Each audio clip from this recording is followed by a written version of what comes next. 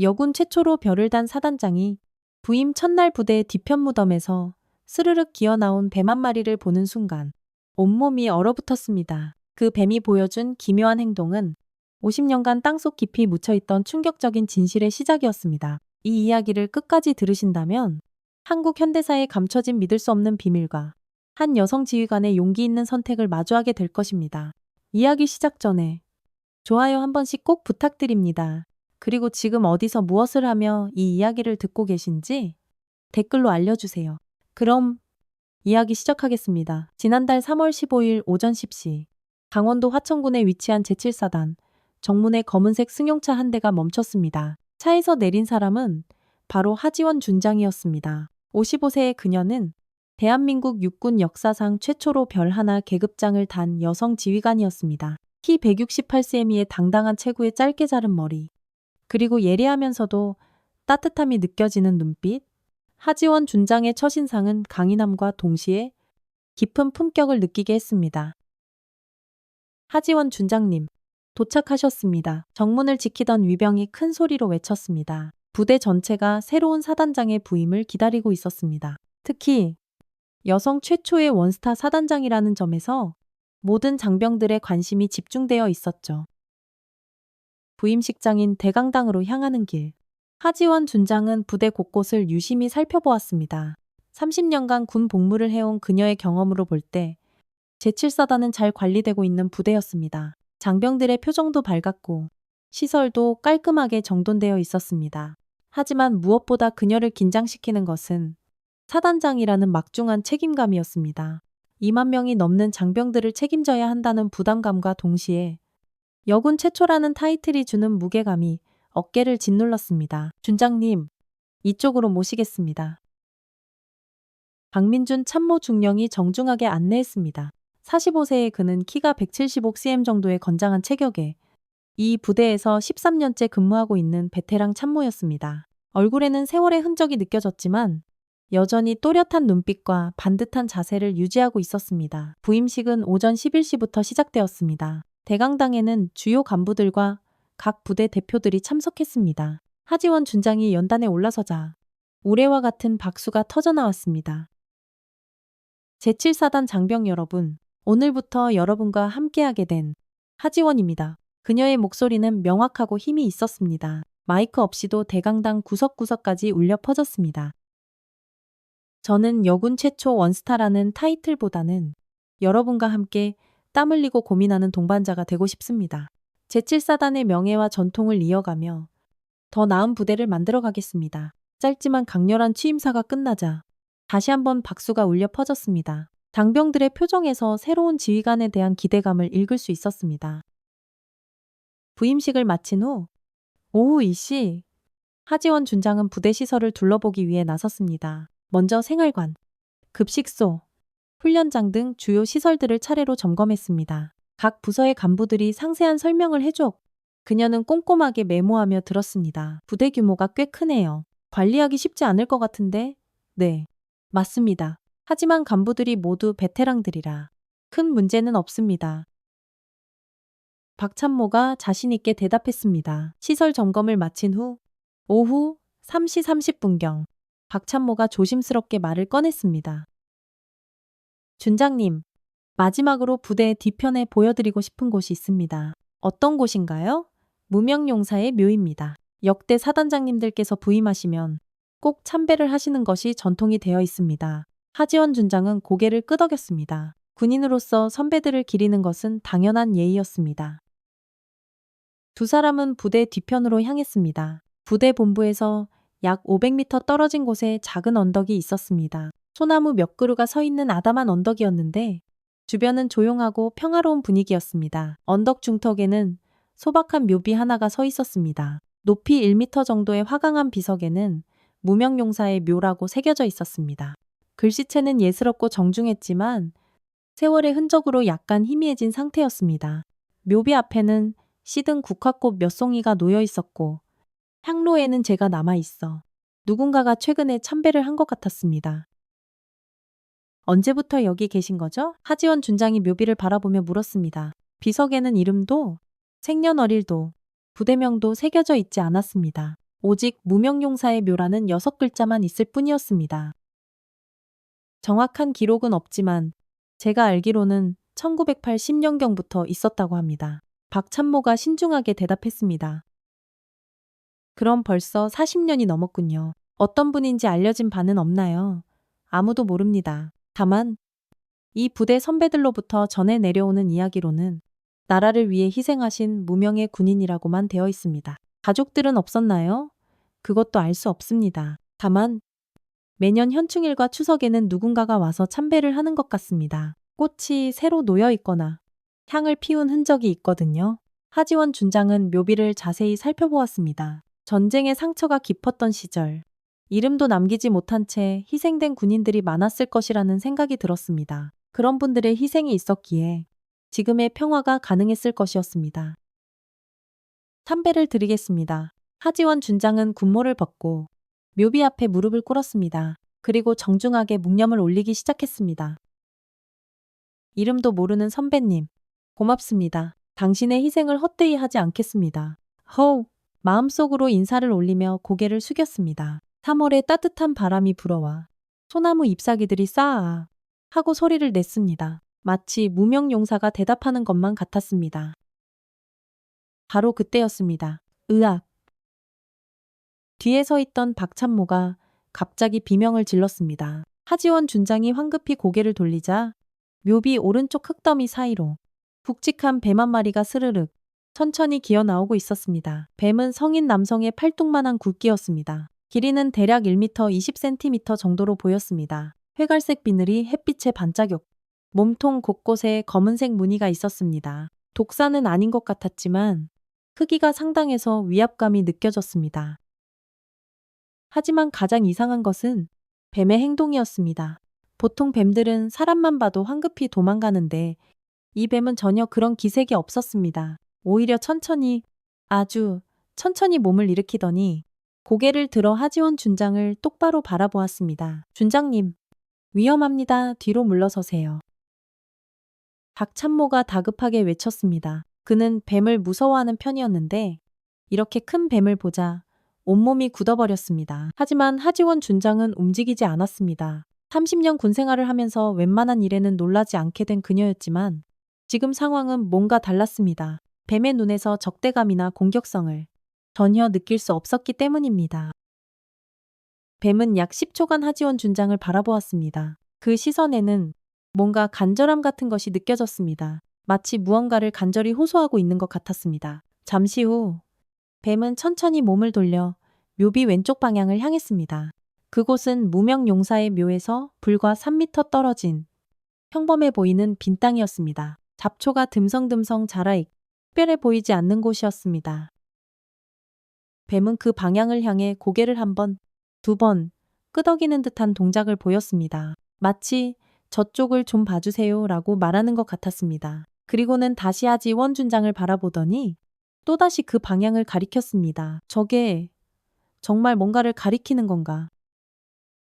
하지원 준장이 놀란 목소리로 중얼거렸습니다. 뱀의 행동이 너무나 의도적이고 명확해서 우연이라고 보기는 어려웠습니다. 뱀이 가리키는 곳을 자세히 보니 이상한 점들이 눈에 띄었습니다. 우선 그 부분의 흙이 다른 곳보다 약간 꺼져 있었습니다. 그리고 주변의 풀들도 다른 곳보다 누렇게 시들어 있었습니다. 흙의 색깔도 미묘하게 달랐습니다. 다른 곳은 진한 갈색인데 그곳만 약간 회색빛이 돌았습니다.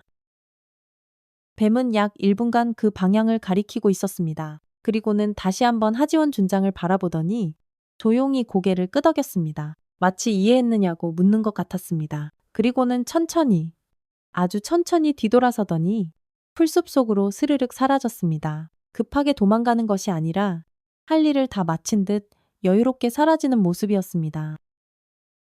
뱀이 사라진 후에도 두 사람은 한동안 말을 하지 못했습니다. 지금까지 경험해 본 적 없는 신기한 일이었기 때문입니다. 참모님, 저 뱀 전에도 본 적 있나요? 한참 후에야 하지원 준장이 입을 열었습니다. 아니요, 처음 봅니다. 13년 동안 이 부대에 있으면서 저런 뱀은 본 적이 없어요. 박참모도 아직 충격에서 벗어나지 못한 듯 떨리는 목소리로 대답했습니다. 그런데 정말 이상하네요. 보통 뱀들은 사람만 봐도 도망가는데 저 뱀은 네. 마치 우리에게 뭔가를 말하려는 것 같았어요. 하지원 준장은 뱀이 가리켰던 땅을 다시 한번 유심히 바라보았습니다. 분명히 다른 곳과는 뭔가 달랐습니다. 흙의 상태도 그렇고, 풀의 상태도 그렇고, 전체적인 분위기가 달랐습니다. 혹시 저 자리에 대해 아는 게 있나요? 글쎄요. 특별한 건 없는 것 같은데. 박참모가 고개를 갸우뚱했습니다. 하지만 생각해보니 예전에 선배 참모님께서 하신 말씀이 생각나네요. 어떤 말씀이요? 이 부대에 부임하신 지 얼마 안 됐을 때 무명용사의 묘 주변에서 가끔 이상한 일들이 일어난다고 하시더라고요. 이상한 일이라면 정확히는 말씀 안 해주셨는데 그냥 뭔가 석연치 않은 기운이 느껴진다고만 하셨어요. 하지원 준장은 더욱 궁금해졌습니다. 뱀의 등장이 단순한 우연이 아닐 수도 있다는 생각이 들었습니다. 두 사람은 한참 더 그 자리에 서 있었습니다. 혹시 뱀이 다시 나타나거나 다른 이상한 일이 일어나지 않을까 기다려봤지만 아무 일도 일어나지 않았습니다. 오늘은 이만 들어가시죠. 내일 다시 와서 자세히 살펴보겠습니다. 하지원 준장이 마지막으로 무명용사의 묘에 절을 올리고 자리를 떠났습니다. 부대로 돌아가는 길. 두 사람은 계속 오늘 일에 대해 이야기했습니다. 참모님 생각에는 어떤 것 같아요? 솔직히 말씀드리면 좀 섬뜩해요. 저런 뱀의 행동은 정상적이지 않거든요. 저도 그렇게 생각해요. 분명히 뭔가 의미가 있을 거예요. 그날 밤, 하지원 준장은 숙소에서 쉽게 잠들 수 없었습니다. 뱀의 기묘한 행동이 머릿속에서 떠나지 않았습니다. 특히 뱀이 가리켰던 그 땅에 대한 궁금증이 계속 증폭되었습니다. 분명히 뭔가 있을 거야. 뱀이 우연히 그런 행동을 할 리는 없어.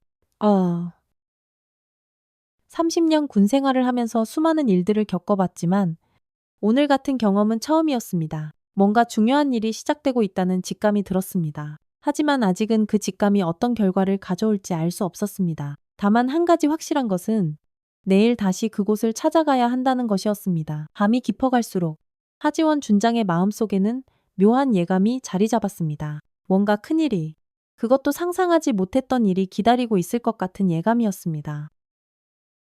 다음 날 오전 8시, 하지원 준장은 일찍 사무실에 나와 업무를 시작했습니다. 하지만 집중이 잘 되지 않았습니다. 자꾸만 어제 본 뱀의 모습이 떠올랐기 때문입니다. 정말 우연이었을까? 서류를 보면서도 머릿속은 온통 그 일로 가득했습니다. 특히 뱀이 가리켰던 그 땅이 계속 신경 쓰였습니다. 오전 9시 30분. 박 참모가 보고를 위해 들어왔습니다. 준장님, 오늘 일정 보고 드리겠습니다. 아, 네. 그런데 참모님, 혹시 어제 일 때문에 잠 못 주무셨어요? 하지원 준장이 먼저 물었습니다. 박 참모의 얼굴에도 피곤한 기색이 역력했습니다. 솔직히 말씀드리면, 네. 계속 그 뱀 생각이 나더라고요. 저도 마찬가지예요. 자꾸 신경이 쓰여서 두 사람은 서로를 바라보며 쓴웃음을 지었습니다. 어른들이 뱀 한 마리 때문에 이렇게 신경을 쓰고 있다는 것이 우스우면서도 한편으로는 심각했습니다. 참모님, 정오 시간에 다시 그곳에 가보는 게 어떨까요? 좋은 생각입니다. 저도 그렇게 생각하고 있었어요. 오전 업무를 마친 후 정오가 되자 두 사람은 다시 무명용사의 묘로 향했습니다. 어제보다 더 자세히 살펴보기 위해서였습니다. 혹시 또 나타날까요? 박 참모가 조심스럽게 물었습니다. 글쎄요. 하지만 어제 그 자리를 더 자세히 조사해보고 싶어요. 무명용사의 묘에 도착했을 때는 정오 12시 15분이었습니다. 어제와 똑같이 조용하고 평화로운 분위기였습니다. 묘비 앞에는 새로운 꽃이 놓여 있었습니다. 누가 꽃을 가져다 놨네요. 아, 그거는 제가 오늘 아침 일찍 가져다 놨습니다. 어제 준장님께서 참배하시는 걸 보고 저도 예를 갖춰야겠다 싶어서요. 박참모의 설명에 하지원 준장은 고마운 마음이 들었습니다. 두 사람은 어제 뱀이 나타났던 자리를 자세히 살펴보기 시작했습니다. 묘비 오른쪽 흙더미를 조심스럽게 헤쳐보니 실제로 뱀이 나올 만한 구멍이 있었습니다. 여기 보세요. 구멍이 꽤 깊은 것 같아요. 하지원 준장이 손전등을 비춰보니 구멍은 생각보다 깊었습니다. 하지만 뱀의 흔적은 더 이상 보이지 않았습니다. 어제 그 뱀이 가리켰던 곳도 살펴보죠. 두 사람은 묘비에서 3미터 떨어진 빈 땅으로 이동했습니다. 어제보다 더 자세히 관찰해보니 이상한 점들이 더 많이 발견되었습니다. 여기 흙이 정말 다르네요. 하지원 준장이 무릎을 꿇고 흙을 만져보았습니다. 다른 곳의 흙은 단단하고 촉촉했는데 이곳만은 푸석푸석하고 건조했습니다. 그리고 이 풀들 좀 보세요. 완전히 말라 죽어가고 있어요. 반경 2m 정도의 원형 지역에 자라고 있는 풀들이 모두 누렇게 시들어 있었습니다. 다른 곳의 풀들은 싱싱한 초록색인데 이곳만 완전히 달랐습니다. 뿌리가 썩어가는 것 같아요. 박참모가 풀 하나를 뽑아보니 뿌리가 검게 변해 있었습니다. 이상해요. 왜 이곳만 이럴까요?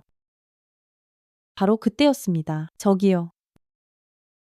뒤에서 누군가가 부르는 소리가 들렸습니다. 두 사람이 돌아보니 부대 뒤편 철조망 너머로 할머니 한 분이 서 계셨습니다. 혹시 본인분들이세요? 할머니는 80세 정도로 보였습니다. 등이 약간 굽었지만 목소리는 또렷했습니다. 손에는 작은 보따리를 들고 계셨습니다. 네, 그렇습니다. 어르신, 무슨 일이세요? 하지원 준장이 철조망 쪽으로 다가가며 정중하게 물었습니다. 저기, 무덤에서 또 뱀이 나왔나요? 할머니의 갑작스러운 질문에 두 사람은 깜짝 놀랐습니다. 어르신이 어떻게 그걸 아세요? 아이고, 역시 그렇구나. 또 나타났네? 할머니는 한숨을 쉬며 고개를 저었습니다. 어르신, 혹시 이 일에 대해 아시는 게 있나요? 하지원 준장이 다급하게 물었습니다. 아는 게 있긴 해요. 하지만 여기서는 말하기가 좀 그렇고 잠깐만 기다려 보세요. 할머니는 철조망을 따라 걸어가더니 정문 쪽으로 향했습니다.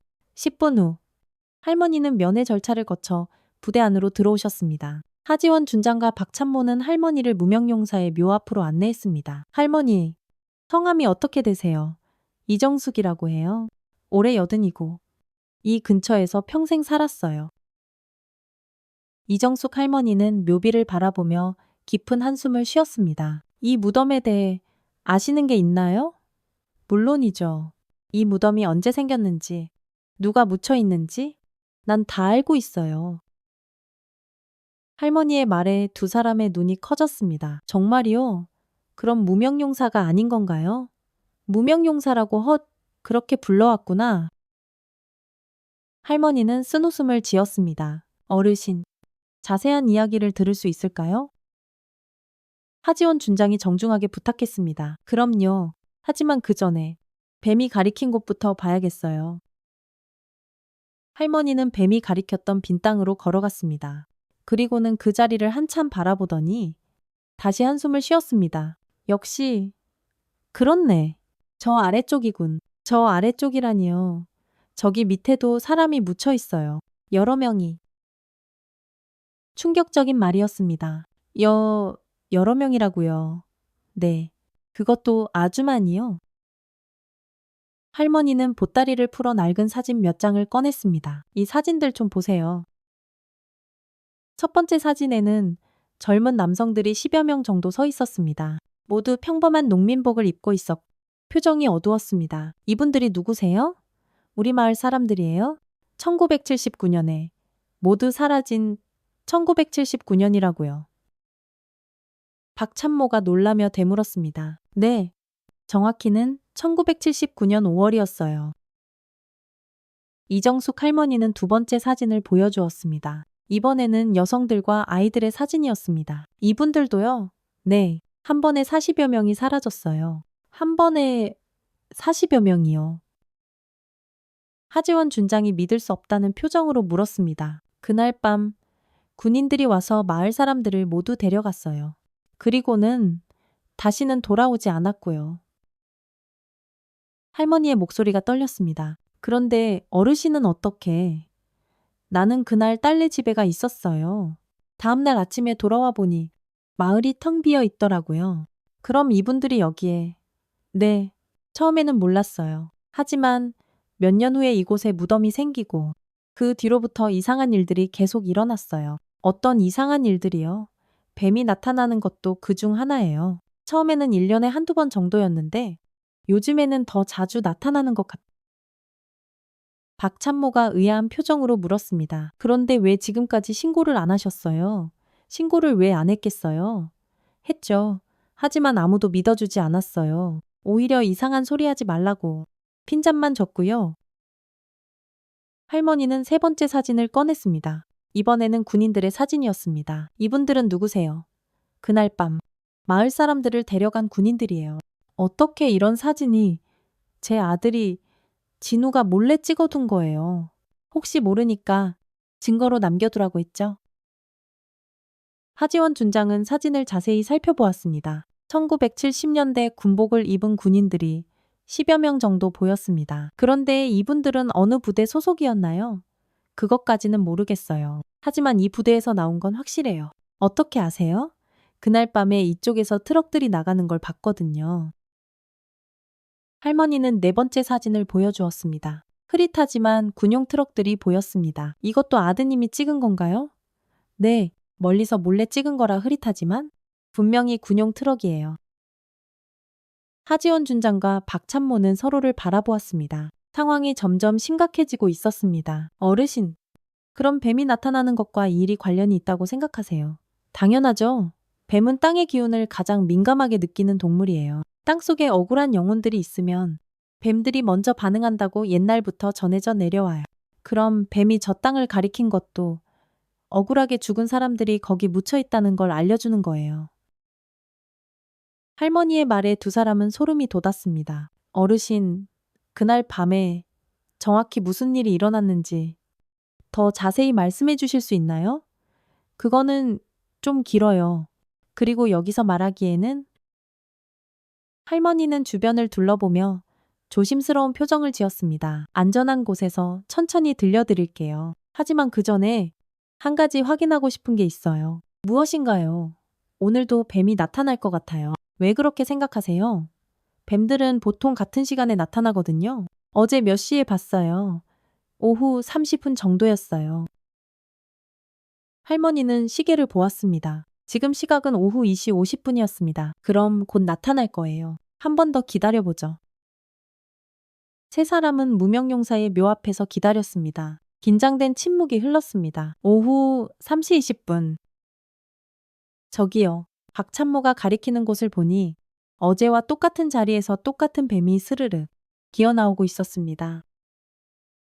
역시 나타났네요. 할머니는 전혀 놀라지 않았습니다.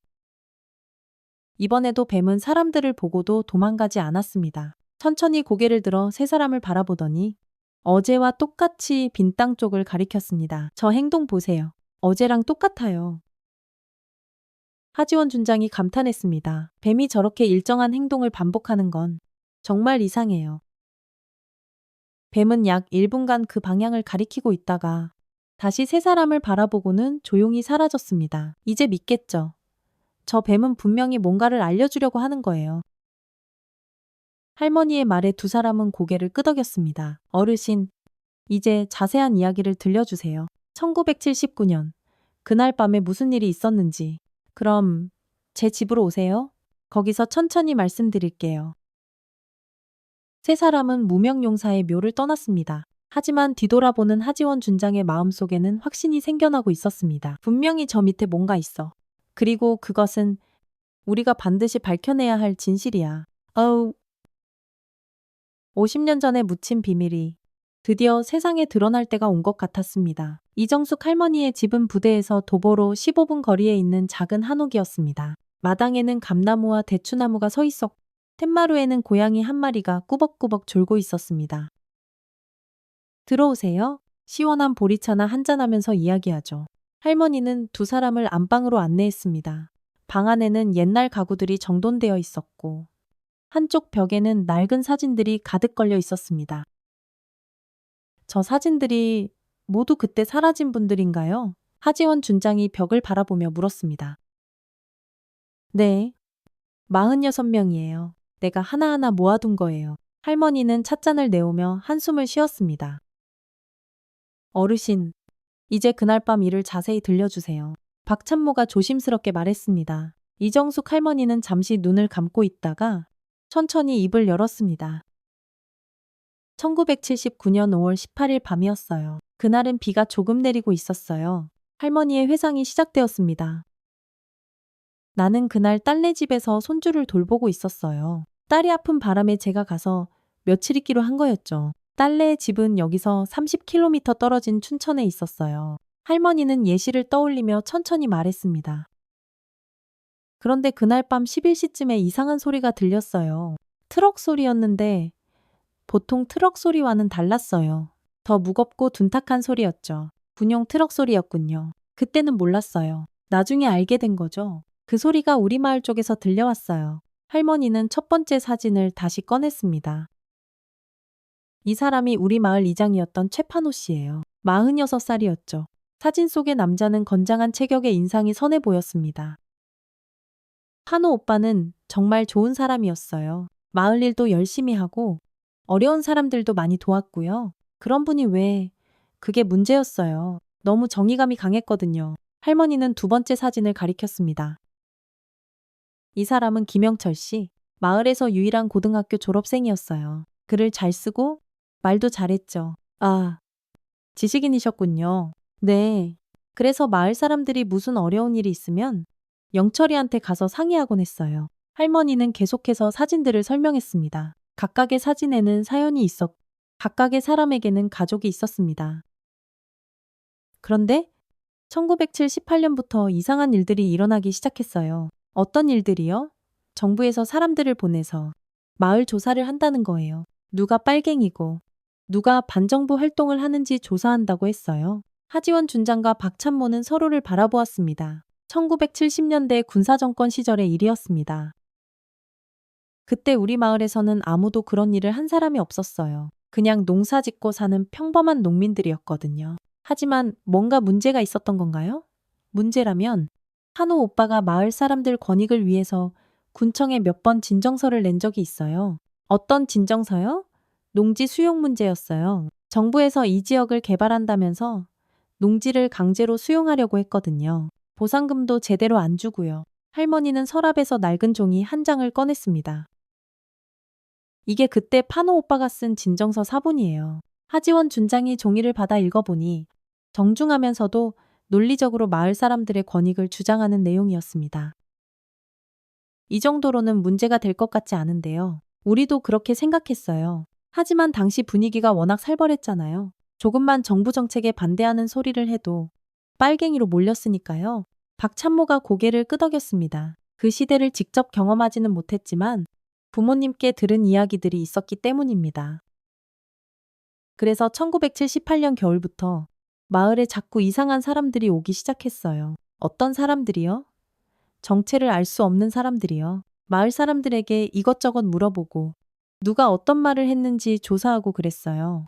할머니는 세 번째 사진을 보여주었습니다. 중년 남성 둘이 양복을 입고 서 있는 사진이었습니다. 이 사람들이 그때 온 조사관들이에요. 어떻게 이런 사진이 제 아들 진우가 몰래 찍은 거예요. 혹시 모르니까 증거를 남겨두라고 했거든요. 진우 씨는 지금 어디 계세요? 할머니의 표정이 어두워졌습니다. 진우도 그날 밤에 함께 사라졌어요. 충격적인 말이었습니다. 아드님까지, 네, 26살이었어요. 결혼도 안 했는데 할머니의 목소리가 떨렸습니다. 하지원 준장이 할머니의 손을 잡았습니다. 어르신, 괜찮으시면 계속 말씀해 주세요. 할머니는 눈물을 닦고 이야기를 계속했습니다. 1979년봄부터는 상황이 더 심각해졌어요. 조사관들이 와서 마을 사람들을 하나씩 불러다가 신문을 시작한 거예요. 어떤 내용의 신문이었나요? 주로 판호 오빠나 영철이에 대한 것들이었어요. 이 사람들이 어떤 말을 했는지, 누구와 만났는지, 어떤 책을 읽었는지, 책까지 조사했다고요. 네. 영철이가 책을 좀 많이 읽는 편이었거든요. 그것도 문제가 됐나 봐요. 할머니는 네 번째 사진을 꺼냈습니다. 젊은 남성이 책을 들고 있는 사진이었습니다. 이게 영철이에요. 정말 공부를 좋아했어요. 어떤 책들을 읽으셨나요? 역사책, 철학책 그런 것들이요. 딱히 금지된 책은 아니었는데 박찬모가 의아한 표정을 지었습니다. 그 정도로 문제가 될까요? 당시에는 뭐든지 문제가 됐어요. 생각이 있는 사람, 질문하는 사람들은 모두 위험한 존재로 여겨졌거든요. 할머니는 다섯 번째 사진을 보여주었습니다. 이번에는 가족 사진이었습니다. 이게 제 가족이에요. 남편, 아들 진우, 며느리, 손자, 며느님과 손주까지도, 네. 1살짜리 손자까지 함께 사라졌어요. 참혹한 이야기였습니다. 하지원 준장은 분노가 치밀어 오르는 것을 느꼈습니다. 무고한 민간인들이, 심지어 어린아이까지 이런 일을 당했다는 것이 믿어지지 않았습니다. 어르신, 그날 밤에 정확히 무슨 일이 일어났나요? 할머니는 깊은 숨을 쉬고 가장 어려운 부분의 이야기를 시작했습니다. 5월 18일 저녁, 마을에 있던 사람들한테서 급한 전화가 왔어요. 할머니는 손을 떨며 말했습니다. 마을 곳곳에 군인들이 나타났다는 거였어요. 완전 무장을 하고 집집마다 돌아다니면서 사람들을 끌어내고 있다고. 완전 무장이라고요. 네, 총도 들고 있고 헬멧도 쓰고 전쟁이라도 난 것처럼요. 박찬모가 믿을 수 없다는 표정으로 물었습니다. 그런데 왜 군인들이 민간인을 데려간 거죠? 나중에 알게 된 건데 위에서 명령이 내려온 거래요. 빨갱이 소탕 작전이라고. 빨갱이 소탕 작전이라니요. 하지원 준장이 경악했습니다. 네, 우리 마을 사람들을 모두 빨갱이로 몰아서 제거하라는 명령이었어요. 할머니는 6번째 사진을 꺼냈습니다. 흐릿하지만 군용 트럭들이 보이는 사진이었습니다. 이게 그날 밤 진우가 마지막으로 찍은 사진이에요. 사진을 자세히 보니 트럭 여러 대가 마을 입구에 서 있고 군인들이 사람들을 트럭에 태우는 모습이 보였습니다. 진우 씨가 어떻게 이런 사진을 찍을 수 있었죠? 집 뒤쪽 언덕에 숨어서 찍은 거예요. 마지막까지 증거를 남기려고 했던 거죠. 할머니의 목소리가 더욱 떨렸습니다. 그리고 이 편지도 남겼어요. 할머니는 낡은 편지 한 통을 꺼냈습니다. 진우가 마지막에 써서 이웃집 처마 밑에 숨겨둔 거예요. 나중에 제가 찾았고요. 하지원 준장이 편지를 받아 읽기 시작했습니다. 어머니께 이 편지를 읽고 계시다면 저는 이미 이 세상에 없을 것입니다. 지금 마을에 군인들이 와서 사람들을 모두 잡아가고 있습니다. 이장님부터 시작해서 남자들은 물론이고 여자들과 아이들까지 모두 트럭에 태우고 있어요. 저희가 무슨 잘못을 했는지 모르겠지만 아마 모두 죽게 될 것 같습니다. 어머니, 저희를 잊지 마세요. 언젠가는 진실이 밝혀질 날이 올 거라고 믿습니다. 사랑하는 어머니, 건강하세요? 아들 진호 올림. 편지를 읽는 동안 방 안에는 정적이 흘렀습니다. 하지원 준장의 눈에도 눈물이 맺혔습니다. 이 편지가 진우 씨의 마지막 메시지였군요. 네, 26살 아들이 죽음을 앞두고 쓴 마지막 편지예요. 박찬모도 숙연한 표정이 되었습니다. 그럼 마을 사람들은 그날 밤에 모두, 네, 46명 모두 죽었어요. 남녀노소 할 것 없이 할머니는 7번째 사진을 보여주었습니다. 이번에는 아이들의 사진이었습니다. 제일 어린아이가 돌도 안 된 아기였어요. 제일 나이 많은 분이 78살 할아버지였고요. 그런 분들을 왜 죄가 없었어요. 정말 아무 죄도 없었어요. 할머니는 흐느끼기 시작했습니다. 하지원 준장이 할머니를 위로했습니다. 어르신, 너무 힘드시면 잠깐 쉬시죠. 아니에요. 이야기해야 해요. 50년간 속에 묻어둔 이야기를. 할머니는 눈물을 닦고 계속했습니다. 다음 날 아침에 마을로 돌아왔을 때는 정말 충격이었어요. 할머니는 8번째 사진을 꺼냈습니다. 텅 빈 마을의 사진이었습니다. 마을이 완전히 비어 있었어요. 사람은 물론이고 가축들까지 모두 없어졌어요. 가축들까지요. 네, 개, 고양이, 닭, 소, 모든 생명체가 사라졌어요. 왜 가축들까지 증거를 없애려고 했나 봐요. 아무도 살지 않는 마을처럼 만들려고요. 박찬모가 의아한 표정을 지었습니다. 그런데 왜 어르신은 무사했던 거죠? 제가 마을에 없었으니까요. 운이 좋았죠. 그럼 다른 생존자는 없었나요? 한 명 더 있었어요. 할머니는 9번째 사진을 꺼냈습니다. 중년 남성의 사진이었습니다. 이 사람이 강만식 씨예요. 그날 밤에 산에 올라가서 멧돼지 사냥을 하고 있었거든요. 아, 그래서 무사했군요. 네. 만식 씨도 다음날 아침에 내려와서 마을이 비어 있는 걸 보고 깜짝 놀랐대요. 그럼 만식 씨도 같이 신고를 하셨나요? 할머니의 표정이 어두워졌습니다. 만식 씨는 일주일 후에 죽었어요. 일주일 후에요. 네. 교통사고라고 했는데 설마 저는 사고가 아니라고 생각해요. 하지원 준장이 놀란 표정으로 물었습니다.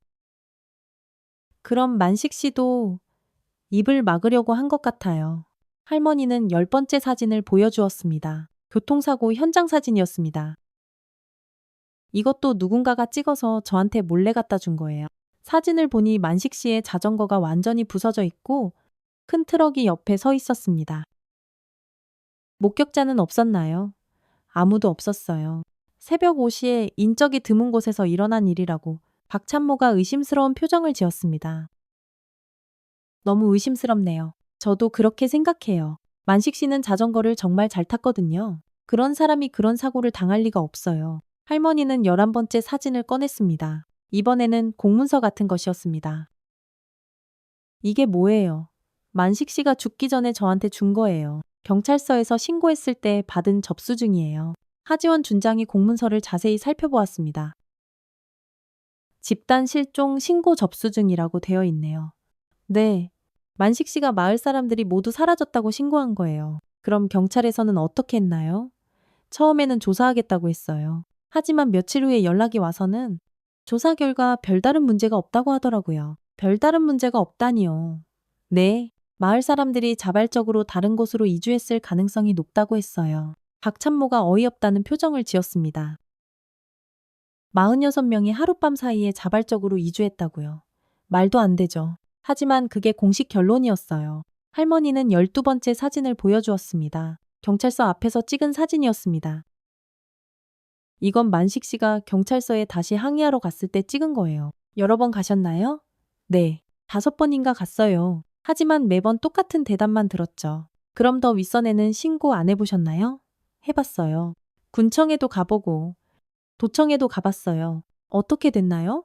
다들 경찰서에 문의하라고만 하더라고요. 그리고 이상한 소리 하지 말라고 했어요. 하지원 준장은 분노가 치밀어 올랐습니다. 조직적으로 은폐가 이루어진 것이 분명했습니다. 그럼 언론에는 제보해 보셨나요? 그때는 언론도 자유롭지 못했잖아요. 어디 가서 이런 이야기를 할 수도 없었고요. 할머니는 13번째 사진을 꺼냈습니다. 신문 기사였습니다. 하지만 한 기자가 관심을 보였어요. 정말이요? 네, 이 사람이에요. 신문 기사에는 사회부 기자 조민혁이라는 이름이 보였습니다. 조민혁 기자가 저희 이야기를 들어보겠다고 했어요. 그래서 어떻게 됐나요? 할머니의 표정이 다시 어두워졌습니다. 조민혁 기자도 일주일 후에 죽었어요. 또 다른 충격이었습니다. 기자까지, 네. 한강에서 시체로 발견됐어요. 자살이라고 했지만 자살이라고요. 저는 믿지 않아요. 그 기자는 정말 의욕적인 사람이었거든요. 박찬모가 심각한 표정으로 물었습니다. 그럼 이 사건을 조사하려던 사람들이 계속 죽어간 거네요. 네. 그래서 저도 무서워서 한동안 입을 다물고 있었어요. 당연하죠. 목숨이 위험한 상황이었으니까요. 할머니는 14번째 사진을 보여주었습니다. 자신의 젊은 시절 사진이었습니다. 그때 저는 30살이었어요. 아직 할 일이 많이 남아 있었거든요. 하지만 지금은 다르시죠. 네, 이제 80이에요. 죽어도 여한이 없어요. 그래서 진실을 말하려고 해요. 하지원 준장이 할머니의 손을 잡았습니다. 어르신, 정말 용감하세요. 용감한 게 아니라 의무예요. 죽은 사람들을 위해서라도 진실을 밝혀야죠. 할머니는 서랍에서 큰 봉투를 꺼냈습니다. 이 안에 그동안 모아둔 모든 증거들이 들어있어요. 봉투 안에는 사진, 편지, 문서들이 가득 들어 있었습니다. 이렇게 많은 자료를 50년 동안 하나씩 모은 거예요. 하지원 준장이 자료들을 하나씩 살펴보기 시작했습니다. 첫 번째는 그날 밤 군인들이 사용한 트럭의 번호판을 적어 놓은 메모였습니다. 이 번호판은 어떻게 알아내셨어요? 진우가 마지막에 적어둔 거예요. 다행히 글씨를 알아볼 수 있었어요. 두 번째는 그날 밤 작전에 참여한 군인들의 이름 목록이었습니다. 이 이름들은요, 나중에 마을 사람들한테서 들은 거예요. 일부 군인들이 자기 이름을 말했나 봐요. 세 번째는 당시 이 지역을 담당했던 부대의 조직도였습니다. 이건 어떻게 구하셨어요? 여러 경로를 통해서요. 시간이 좀 걸렸지만요. 박 참모가 조직도를 보더니 깜짝 놀랐습니다. 이거 우리 부대네요. 네, 바로 여러분 부대에서 나온 군인들이 한 일이에요. 충격적인 사실이었습니다. 그럼 우리 부대가 네, 제7사단 소속 군인들이 우리 마을 사람들을 죽인 거예요. 하지원 준장은 머리가 어지러워졌습니다. 자신이 지휘하는 부대가 과거에 이런 일을 저질렀다는 것이 믿어지지 않았습니다. 어르신, 확실한가요? 확실해요. 증거가 더 있어요. 할머니는 네 번째 자료를 꺼냈습니다. 군용 물품들의 사진이었습니다. 이건 뭐예요? 사건 며칠 후에 마을 근처에서 발견된 것들이에요. 사진에는 군화, 군복 조각, 한피 등이 보였습니다. 이것들을 누가 찾았나요? 저와 만식 씨가 함께 찾은 거예요. 어디서 찾으셨어요? 마을에서 EKM이 떨어진 야산에서요. 할머니는 지도를 펼쳐서 정확한 위치를 가리켰습니다. 바로 여기예요. 하지원 준장이 지도를 보니 그 위치는 현재 무명용사의 묘가 있는 곳과 매우 가까웠습니다. 이 위치가 네, 뱀이 나타나는 그 무덤과 불과 1km이 떨어진 곳이에요. 박 참모가 급하게 물었습니다. 그럼 마을 사람들이 그곳에서 제 생각에는 그래요. 그곳으로 끌고 가서 모두 죽인 다음에 근처에 묻었을 거예요. 할머니는 5번째 자료를 보여주었습니다. 당시 현장 스케치였습니다. 이건 만식 씨가 그린 거예요. 스케치에는 트럭들이 정차한 위치, 군인들이 서 있던 자리, 마을 사람들이 모인 장소 등이 자세히 그려져 있었습니다. 정말 자세하네요. 만식 씨가 그림을 좀 그릴 줄 알았거든요. 6번째 자료는 당시 날씨 기록이었습니다. 날씨 기록까지? 네. 그날 밤에 비가 왔다는 것도 중요한 증거거든요. 왜요? 비 때문에 흔적이 많이 남았을 거예요. 발자국이나 타이어 자국 같은 것들 말이에요. 7번째 자료는 당시 이 지역의 인구조사 기록이었습니다. 이건 어디서 구하셨어요? 면사무소에서 몰래 복사해 온 거예요. 기록을 보니 1978년까지는 마을에 46명이 거주하고 있었지만 1979년부터는 인구가 0명으로 기록되어 있었습니다. 공식 기록에서도 사람들이 사라진 게 확인되네요. 네. 하지만 전출로 처리되어 있어요. 전출이라고요. 네. 모두 다른 지역으로 이사 갔다고 기록되어 있어요. 박 참모가 의아한 표정을 지었습니다. 그런데 실제로는 어디로도 이사 가지 않았죠? 당연하죠. 죽었으니까요. 8번째 자료는 당시 부대 내부 문서였습니다. 이건 정말 놀라운데 어떻게 구하셨어요? 그건 좀 복잡한 이야기예요. 할머니는 잠시 망설이더니 이야기를 계속했습니다. 사실 그때 작전에 참여했던 군인 중에 한 명이 나중에 저를 찾아왔어요. 정말이요? 네, 그 사람이 이 문서를 가져다 줬어요. 왜 그랬을까요? 양심의 가책 때문이었나 봐요. 무고한 사람들을 죽인 것에 대한 죄책감 때문에 9번째 자료는 그 군인이 쓴 증언서였습니다. 하지원 준장이 증언서를 읽기 시작했습니다. 나는 당시 제7사단 소속 이등병 서동진이었다. 1979년 5월 18일 밤. 우리는 상부의 명령에 따라 특별작전에 참여했다. 작전명은 빨갱이 소탕작전이었다. 우리가 받은 명령은 단순했다. 지정된 마을의 모든 주민을 체포하여 지정된 장소로 이송하라는 것이었다. 처음에는 단순한 체포 작전인 줄 알았다. 하지만 현장에서 벌어진 일은 상상을 초월했다. 우리는 노인부터 아이까지 모든 주민을 트럭에 태웠다. 그리고 야산으로 이송했다. 그곳에서 우리가 받은 명령은 충격적이었다. 모두 사살하라. 나는 거부했다. 하지만 거부할 수 없는 분위기였다. 상급자들의 명령은 절대적이었고 거부하면 나도 죽을 수 있었다. 그날 밤 46명의 무고한 사람들이 죽었다. 나는 평생 이 죄책감을 안고 살아가고 있다. 언젠가는 이 진실이 밝혀지기를 바란다.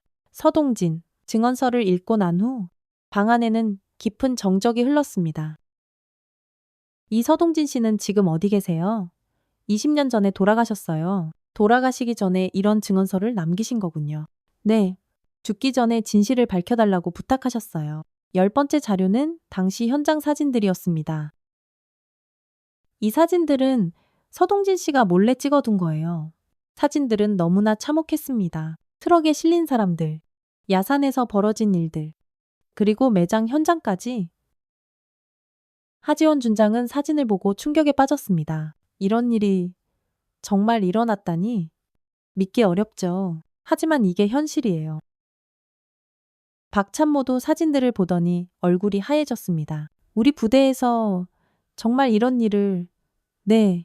그래서 뱀이 나타나는 거예요. 억울하게 죽은 사람들의 원혼이 진실을 알려달라고 호소하는 거죠.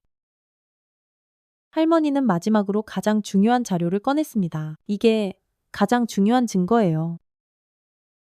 그것은 당시 작전 명령서였습니다. 작전 명령서요. 네. 누가 이 작전을 지시했는지 알 수 있는 문서예요. 하지원 준장이 명령서를 읽어보니 충격적인 내용이 담겨 있었습니다. 극비 제7사단장에게 다음과 같이 특별작전을 수행하라.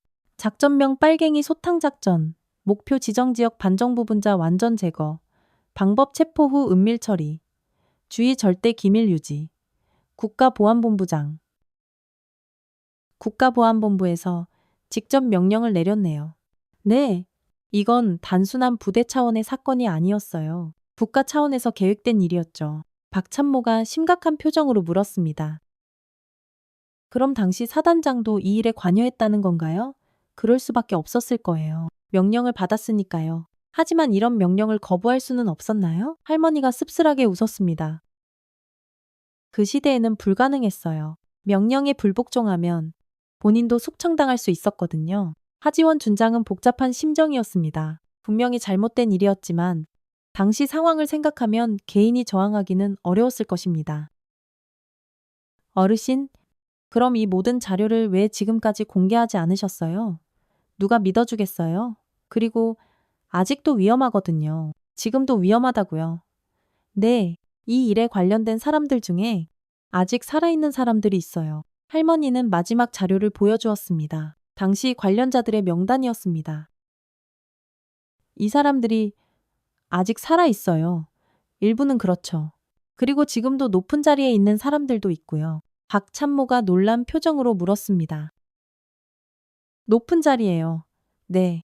정치계, 군 고위층, 관료들. 이 사건을 은폐하는 데 관여했던 사람들이 아직도 사회 곳곳에 있어요. 그래서 지금까지 진실이 밝혀지지 않았군요. 맞아요.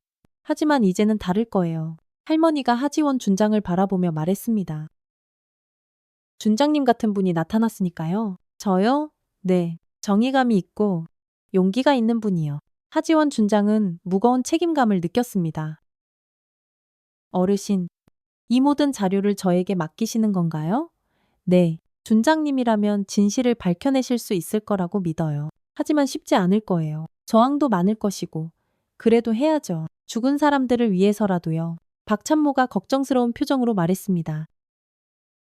준장님, 정말 위험할 수도 있어요. 알아요. 하지만 군인으로서 해야 할 일이라고 생각해요. 할머니가 하지원 준장의 손을 잡았습니다. 고맙습니다. 정말 고마워요. 아니에요. 당연한 일을 하는 거예요. 모든 자료를 검토한 후 세 사람은 앞으로의 계획을 논의했습니다. 우선 뱀이 가리킨 그 땅을 정식으로 발굴해야겠어요. 하지원 준장이 말했습니다. 발굴하려면 허가가 필요할 텐데요. 박찬모가 걱정스럽게 말했습니다. 그건 제가 해결할게요. 하단장 권한으로 할 수 있어요. 하지만 위에서 반대할 수도 있어요. 그럼 직접 국방부에 보고하겠어요? 할머니가 조심스럽게 말했습니다. 준장님, 너무 성급하게 하시면 안 돼요. 저항 세력들이 미리 알아채면 또 은폐하려고 할 거예요. 그럼 어떻게 해야 할까요? 우선 은밀하게 발굴부터 해보세요. 확실한 증거를 찾은 다음에 공개하는 거죠. 박찬모가 고개를 끄덕였습니다. 좋은 생각이에요. 일단 사실 확인부터 해야죠. 그럼 언제 발굴을 시작할까요? 내일 새벽이 어떨까요? 사람들 눈에 띄지 않는 시간에요. 좋아요. 그렇게 하죠. 할머니가 당부의 말을 했습니다. 준장님, 정말 조심하세요. 이 일은 생각보다 위험해요. 알겠어요? 최대한 조심스럽게 진행하겠어요. 그리고 혹시 위험한 일이 생기면 저한테 연락하세요. 할머니는 연락처를 적어주었습니다. 어르신도 조심하세요. 오늘 이야기한 것이 알려지면 위험할 수도 있어요. 나는 괜찮아요. 나이도 많고 이제 두려울 것도 없어요. 세 사람은 내일의 발굴을 위해 구체적인 계획을 세웠습니다. 필요한 장비, 참여 인원, 보안 방법 등을 하나하나 점검했습니다. 혹시 다른 도움이 필요하면 언제든지 말씀하세요. 할머니가 마지막으로 당부했습니다. 네, 어르신, 정말 고맙습니다. 하지원 준장과 박찬모는 할머니의 집을 떠났습니다. 돌아가는 길에 두 사람은 오늘 들은 이야기에 대해 계속 이야기했습니다. 정말 충격적이었어요. 박찬모가 말했습니다. 네, 이런 일이 우리 부대에서 일어났다니. 내일 발굴해서 뭔가 나온다면 정말 큰일이 될 거예요. 그래도 해야죠. 진실을 밝혀야 해요. 두 사람은 마음을 다잡았습니다. 내일은 50년간 묻혀있던 진실이 드러나는 역사적인 날이 될 것 같았습니다. 그날 밤 하지원 준장은 잠들기 전에 무명용사의 묘를 다시 한번 바라보았습니다. 내일이면 모든 게 밝혀질 거야. 조금만 더 기다려줘. 마음속으로 죽은 이들에게 약속했습니다. 한편 뱀은 그날 밤에도 어김없이 나타났습니다. 하지만 이번에는 조용히 무덤 주위를 한 바퀴 돌고는 만족한 듯 사라졌습니다. 마치 내일을 기대하고 있는 것처럼. 새벽 5시, 이른 아침 안개가 부대 뒤편을 덮고 있었습니다. 하지원 준장과 박찬모는 조용히 무명용사의 묘로 향했습니다. 손에는 간단한 발굴 도구들을 들고 있었습니다. 정말 조용하네요. 박찬모가 주변을 둘러보며 속삭였습니다. 다행이에요. 아무도 없을 때 해야 하니까요. 두 사람은 어제 뱀이 가리켰던 그 자리에 도착했습니다. 새벽 공기는 차갑고 정적했지만 두 사람의 마음은 긴장감으로 가득했습니다. 여기서부터 시작해볼까요? 하지원 준장이 작은 삽을 들며 물었습니다. 네, 조심스럽게 해봅시다. 발굴을 시작한 지 30분이 지났을 때였습니다. 이상한데요. 박찬모가 갑자기 삽을 멈췄습니다. 뭐가 이상해요? 여기 흙이 정말 이상해요. 다른 곳과 완전히 달라요. 하지원 준장이 가까이 와서 살펴보니 정말로 흙의 상태가 달랐습니다. 다른 곳은 단단하고 자연스러운 흙이었는데 이곳만은 푸석푸석하고 색깔도 어두웠습니다. 누군가가 여기를 팠다가 다시 메운 것 같아요. 그렇게 보이네요. 더 파보죠. 50cm 정도 더 파들어갔을 때 첫 번째 이상한 물건이 나왔습니다. 이게 뭐죠? 박찬모가 흙 속에서 뭔가를 조심스럽게 꺼냈습니다. 그것은 작은 금속 조각이었습니다. 이거 단추 같은데요? 하지원 준장이 자세히 살펴보니 그것은 1970년대식 옷의 단추였습니다. 할머니가 보여주신 사진에서 본 것 같아요. 맞아요. 그때 마을 사람들이 입고 있던 옷의 단추와 비슷해요. 두 사람은 더욱 신중하게 발굴을 계속했습니다. 1미 정도 파들어갔을 때 두 번째 발견이 있었습니다. 준장님, 이것 좀 보세요. 박찬모가 가리킨 곳에는 낡은 천조각이 보였습니다. 옷감인 것 같네요. 조심스럽게 천조각을 꺼내보니 그것은 어린아이 옷의 일부였습니다. 아이 옷이에요. 하지원 준장의 목소리가 떨렸습니다. 할머니가 말했던 돌도 안 된 아기의 옷일 가능성이 높았습니다. 계속 파야겠어요. 1밈 30cm 지점에서 세 번째 발견이 있었습니다. 뼈가 있어요. 박찬모의 목소리가 떨렸습니다. 하지원 준장이 조심스럽게 흙을 걷어내자 사람의 뼈가 모습을 드러냈습니다. 정말 사람이 묻혀 있었네요. 두 사람은 충격에 빠졌습니다. 할머니의 말이 사실이었던 것입니다. 더 넓은 범위를 발굴하기 시작하자 상상을 초월하는 장면이 펼쳐졌습니다. 여기도 저기도 곳곳에서 사람의 뼈들이 발견되기 시작했습니다. 성인의 뼈, 어린아이의 뼈, 노인의 뼈. 할머니가 말했던 대로 남녀노소를 가리지 않았습니다. 이렇게 많을 줄이야. 하지원 준장은 현실을 받아들이기 어려웠습니다.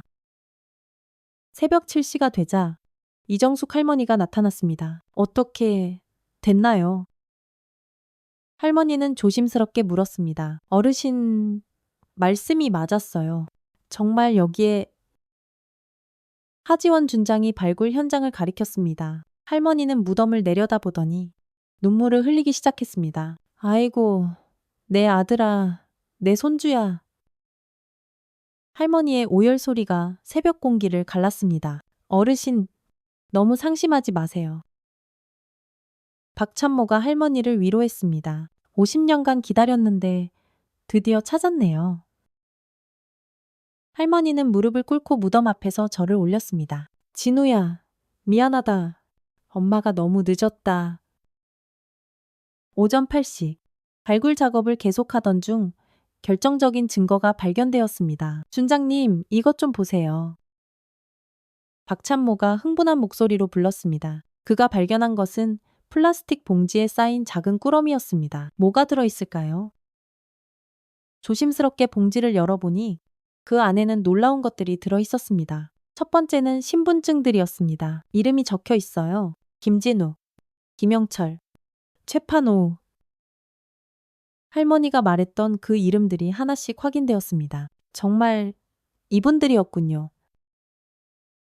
두 번째는 사진들이었습니다. 가족 사진, 아이들 사진, 부부 사진, 각각의 사진마다 사연이 담겨 있었습니다. 이 사진들을 누가 여기에 묻어둔 걸까요?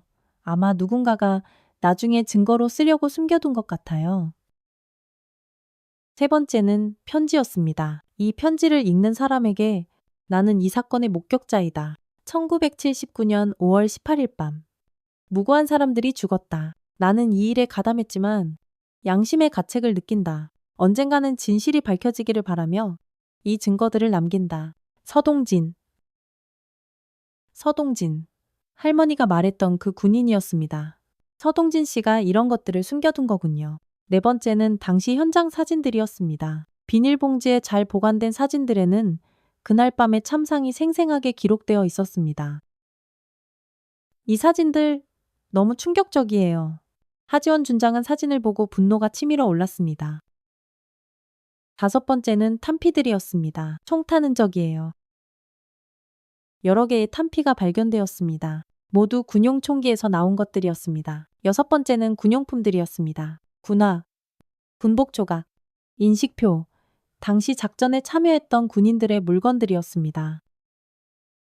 이제 확실한 증거가 다 갖춰졌어요. 박찬모가 말했습니다. 네. 이제 누구도 부인할 수 없을 거예요. 오전 9시 30분. 발굴 작업이 한창일 때였습니다. 저기, 누가 오고 있어요? 박찬모가 언덕 아래를 가리켰습니다. 검은색 승용차 2대가 부대 쪽에서 오고 있었습니다. 누구일까요? 좋지 않은 예감이 드네요. 차에서 내린 사람들은 정장을 입은 중년 남성들이었습니다. 표정이 심각했습니다. 하지원 준장님이십니까? 그중 한 명이 다가와서 물었습니다. 네? 그렇습니다. 누구세요? 국방부 감찰실에서 왔습니다. 남자는 신분증을 보여주었습니다. 무슨 일로 오셨나요? 부대에서 무허가 발굴 작업을 하고 있다는 신고를 받았습니다. 하지원 준장은 당황했습니다. 누가 신고를 했을까요? 신고요? 누가 신고를 했죠? 그건 말씀드릴 수 없습니다. 어쨌든 지금 즉시 작업을 중단해야 합니다. 왜 중단해야 하나요? 정당한 조사입니다. 허가를 받지 않고 발굴한 것은 불법입니다. 감찰관은 단호하게 말했습니다. 이정숙 할머니가 앞으로 나섰습니다. 불법이라고 여기 우리 가족이 묻혀 있는데 할머니, 물러서세요. 이건 군사기밀과 관련된 문제입니다. 군사기밀이라고 민간인 학살이 군사기밀이라고 할머니의 목소리가 높아졌습니다. 감찰관들은 서로 눈짓을 했습니다. 어떻게 민간인 학살이라는 말이 나오죠? 증거가 다 있어요. 여기 보세요. 하지원 준장이 발견한 증거들을 보여주었습니다. 감찰관들의 표정이 굳어졌습니다. 이 증거들을 모두 압수하겠습니다. 압수요. 무슨 권한으로 압수하나요? 국가기밀보호법에 의거해서입니다. 감찰관들은 강제로 증거들을 가져가려 했습니다. 안 돼요. 그건 우리가 찾은 거예요. 박찬모가 막아섰습니다. 방해하시면 군법으로 처벌받습니다. 긴장감이 고조되었습니다. 바로 그때였습니다. 으악. 감찰관 중 한 명이 갑자기 비명을 질렀습니다. 어제 나타났던 그 뱀이 다시 나타난 것입니다. 하지만 이번에는 달랐습니다. 뱀이 여러 마리였습니다. 뱀이 여러 마리야. 5마리의 뱀이 무덤 주변에서 동시에 나타났습니다. 모두 어제 본 뱀과 비슷한 크기와 색깔이었습니다. 뱀들은 감찰관들을 향해 스르륵 다가가기 시작했습니다. 으악, 도망가자. 감찰관들은 겁에 질려 달아났습니다. 뱀들은 감찰관들이 사라질 때까지 그들을 쫓아갔습니다. 그리고는 다시 조용히 무덤 주변으로 돌아왔습니다. 신기해요. 뱀들이 우리를 도와주는 것 같아요. 박찬모가 감탄했습니다. 정말 그런 것 같네요. 이정숙 할머니가 뱀들을 바라보며 말했습니다. 저 뱀들은 죽은 사람들의 영혼이에요. 진실을 지키려고 나타난 거죠. 뱀들은 잠시 세 사람을 바라보더니 다시 무덤 주변을 한 바퀴 돌고는 사라졌습니다. 감찰관들이 사라진 후 발굴 작업을 계속했습니다. 오전 10시부터 오후 2시까지 4시간 동안 더 발굴한 결과 놀라운 것들이 발견되었습니다. 총 46구의 유골이 발견되었습니다. 할머니가 말했던 숫자와 정확히 일치했습니다. 정말 46명이 다 여기 있었네요. 각각의 유골에서는 신분을 확인할 수 있는 물건들이 발견되었습니다. 신분증, 반지, 목걸이, 시계, 개인적인 물건들이 고스란히 남아 있었습니다. 이 반지 제 며느리 반지예요. 할머니가 작은 반지를 보며 울먹였습니다. 결혼할 때 제가 사준 거거든요. 이 시계는 제 아들 진우 시계예요. 할머니는 하나하나 확인하며 가족들을 찾아갔습니다. 할아버지 안경, 손자 신발, 50년간 기다려온 재회였습니다. 오후, 삼시경, 마지막 부분을 발굴하던 중 더욱 중요한 증거가 발견되었습니다. 여기 큰 상자가 있어요. 박찬모가 흙 속에서 금속 상자를 발견했습니다. 상자는 밀봉되어 있어서 내용물이 잘 보존되어 있었습니다. 상자를 열어보니 그 안에는 첫 번째로 완전한 작전 계획서가 들어 있었습니다. 극비 작전 계획서. 작전명 빨갱이 소탕 작전. 일시 1979년 5월 18일 23시. 장소 화천군 소재 반정부 마을. 목표 반정부 분자 완전 제거. 방법 체포 후 은밀 처리. 참여부대 제7사단 특공대. 지휘관 김대령. 작전 후 처리 완전 은폐. 아웃. 두 번째로 참여 군인들의 명단이 있었습니다. 총 25명의 군인이 이 작전에 참여했던 것으로 기록되어 있었습니다. 세 번째로는 당시 찍은 사진들이 더 많이 들어 있었습니다. 작전 전, 작전 중, 작전 후의 모든 과정이 사진으로 기록되어 있었습니다. 이 사진들 누가 찍은 걸까요? 아마 작전 기록용으로 찍은 것 같아요. 네 번째로는 녹음 테이프가 들어 있었습니다. 테이프까지 있네요. 오래된 카세트 테이프였지만 내용을 들어볼 수 있을 것 같았습니다. 다섯 번째로는 개인적인 편지들이 많이 들어 있었습니다. 희생자들이 마지막에 남긴 편지들이었습니다. 사랑하는 아내에게 내가 이 편지를 쓰고 있을 때는 아마 곧 죽게 될 것 같다. 무슨 죄를 지었는지 모르겠지만 이렇게 끝나는 것 같다. 아이들을 잘 키워다오. 사랑한다. 남편이. 어머니께 저희는 아무 잘못도 하지 않았어요. 하지만 빨갱이라고 해서 죽게 생겼어요. 억울해요. 어머니, 건강하세요? 영철이 편지들을 읽는 동안 세 사람 모두 눈물을 흘렸습니다. 오후 4시, 모든 발굴이 끝나갈 무렵이었습니다. 갑자기 부대에서 많은 사람들이 몰려왔습니다. 군인들, 경찰들, 그리고 언론인들까지. 무슨 일이죠?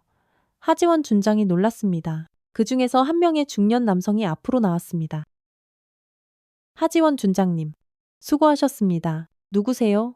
국정감사원에서 왔습니다. 저는 조사관 이동호입니다. 이동호 조사관은 발굴 현장을 둘러보며 말했습니다. 이미 모든 상황을 파악했습니다. 어떻게 아셨어요? 이정숙 할머니께서 저희에게 미리 연락을 주셨습니다. 할머니가 미소를 지었습니다. 혹시 방해받을까봐 미리 준비해뒀어요. 할머니, 하지원 준장이 감동했습니다. 이동호 조사관이 계속 말했습니다. 이제 이 사건은 공식적으로 조사가 시작됩니다. 정말이요. 네, 국가 차원에서 진상규명에 나서겠습니다. 그 말과 함께 언론인들이 몰려왔습니다. 준장님, 인터뷰 좀 해주세요. 이 사건에 대해 어떻게 생각하세요? 부대에서 이런 일이 일어난 것에 대해 어떻게 생각하나요? 하지원 준장은 잠시 생각한 후 입을 열었습니다. 이것은 절대 일어나서는 안 될 일이었습니다. 과거의 잘못을 인정하고 희생자들의 명예를 회복하는 것이 우리의 의무입니다. 그리고 이런 일이 다시는 반복되지 않도록 하겠습니다. 기자들이 계속 질문했습니다. 부대 차원에서는 어떤 조치를 취할 예정인가요?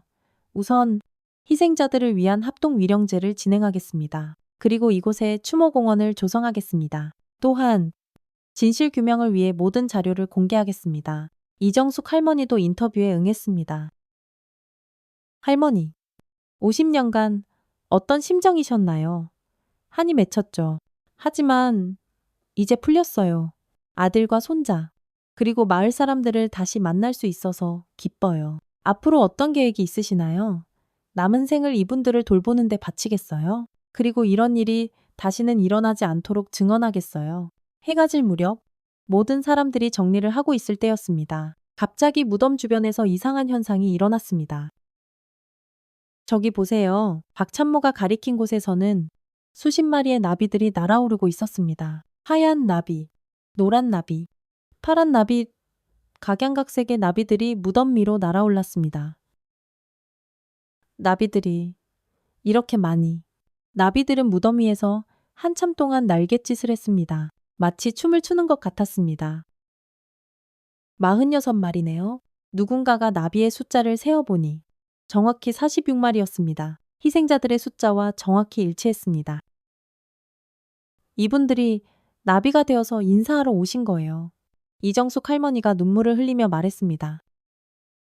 나비들은 10분 정도 날아다니다가 하나둘씩 하늘로 사라져 갔습니다. 마지막 나비가 사라질 때까지 모든 사람들이 지켜보았습니다. 그리고 그 순간 뱀들도 마지막으로 나타났습니다. 5마리의 뱀이 무덤 주위를 한 바퀴 돌고는 고개를 끄덕이듯이 3번 절하는 동작을 했습니다. 마치 고맙다고 인사하는 것 같았습니다. 그리고는 조용히 사라졌습니다. 다시는 나타나지 않을 것 같았습니다. 할 일을 모두 마쳤으니까요.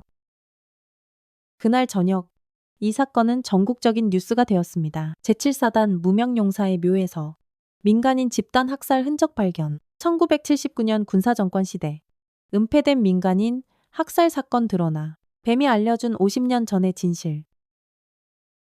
모든 언론이 이 사건을 집중 보도했습니다. 국민들은 충격에 빠졌습니다. 그동안 알려지지 않았던 군사정권 시대의 어두운 진실이 드러난 것입니다. 국회에서는 즉시 국정감사가 시작되었습니다. 이런 일이 어떻게 일어날 수 있었는가? 왜 지금까지 은폐되어 왔는가? 책임자들은 어디에 있는가? 정치권도 발칵 뒤집혔습니다. 대통령도 긴급 담화를 발표했습니다. 이번 사건으로 드러난 과거의 잘못에 대해 국가 차원에서 사과드립니다.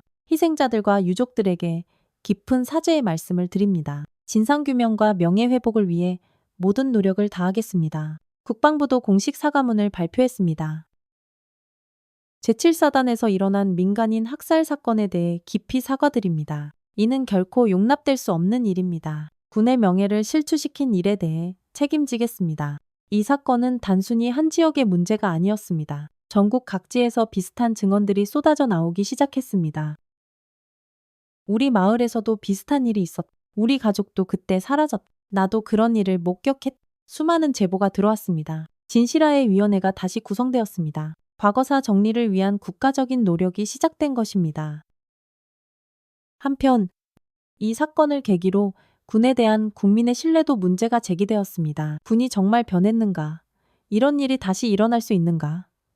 군의 민주화는 완성되었는가? 많은 논의가 이어졌습니다. 하지원 준장은 하루아침에 전국적인 인물이 되었습니다. 용기 있는 여성 지휘관, 진실을 밝힌 정의로운 군인, 군의 양심, 언론들은 그녀를 높이 평가했습니다. 하지만 그녀 자신은 조용했습니다. 저는 당연한 일을 했을 뿐입니다. 군인으로서 해야 할 의무를 다했을 뿐입니다. 진짜 영웅은 50년간 진실을 지켜온 이정숙 할머니입니다. 그녀의 겸손한 태도가 더욱 많은 사람들의 마음을 움직였습니다. 이정숙 할머니는 갑자기 유명해졌습니다. 전국에서 인터뷰 요청이 쏟아졌고 책을 써달라는 제안도 많이 들어왔습니다. 하지만 할머니는 조용한 삶을 원했습니다. 이제 할 일을 다 했어요. 가족들을 다시 만났으니 마음이 편해졌어요. 남은 시간은 이분들을 돌보며 살겠어요. 박찬모도 이 사건을 통해 많은 것을 깨달았습니다. 정의가 무엇인지 알게 되었어요. 용기가 얼마나 중요한지 느꼈어요. 앞으로는 더욱 당당하게 살겠어요. 그는 하지원 준장을 더욱 존경하게 되었습니다. 전국의 군인들도 이 사건에 큰 영향을 받았습니다. 우리도 저런 용기를 가져야 한다. 잘못된 것을 보면 바로잡아야 한다. 군인의 참된 임무가 무엇인지 알겠다. 군 문화 개선에 대한 논의가 활발해졌습니다. 해가 완전히 진 후 하지원 준장은 혼자 무덤 앞에 남았습니다. 오늘 하루 종일 일어난 일들이 꿈만 같았습니다. 아침에 시작한 작은 발굴이 이렇게 큰일이 될 줄은 몰랐습니다. 50년간 기다리셨겠네요. 그녀는 무덤 앞에서 조용히 말했습니다. 이제 세상이 진실을 알게 되었어요. 억울함을 풀어드릴 수 있어서 다행이에요. 바람이 불어와 소나무 잎사귀들이 바스락거렸습니다. 마치 대답하는 것 같았습니다. 앞으로는 이런 일이 절대 일어나지 않도록 하겠어요. 약속드려요. 그 순간 하늘에서 별이 하나 반짝였습니다. 46개의 별들이 모두 반짝이는 것 같았습니다.